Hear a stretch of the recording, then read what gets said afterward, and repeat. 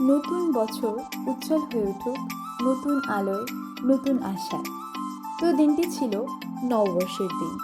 আর নববর্ষের দিন মানেই সবার কাছে, স্পেশালি বাঙালিদের কাছে তো অবশ্যই একটা গুরুত্বপূর্ণ দিন।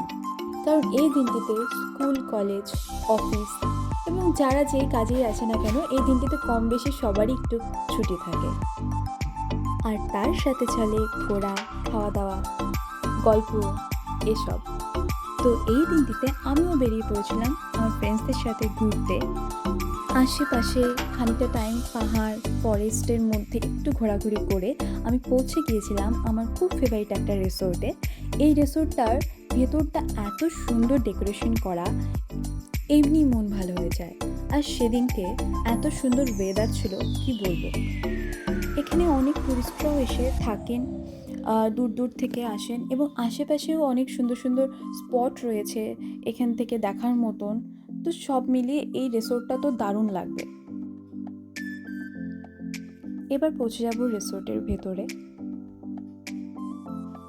নববর্ষের দিন বলে এখানে খুব সুন্দরভাবে ডেকোরেশন করা ছিল চারিদিকটা।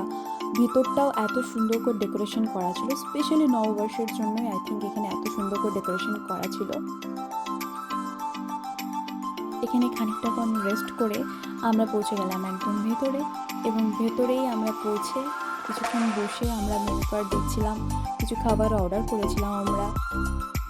এই রিসোর্টে আমি এর আগেও বহুবার এসেছি, বাট আমার অল টাইম এই রিসোর্ট ফেভারিট। আমরা যে যে খাবারগুলো অর্ডার করেছিলাম দারুণ ছিল। অ্যান্ড ফাইনালি খাওয়া দাওয়ার পর আমরা বেরিয়ে পড়ি বাড়ির উদ্দেশ্যে। এবং আজকের দিনটা সত্যি দারুণ কেটেছে। অ্যান্ড নেক্সট দেখা হচ্ছে পরের ব্লগে। টাটা।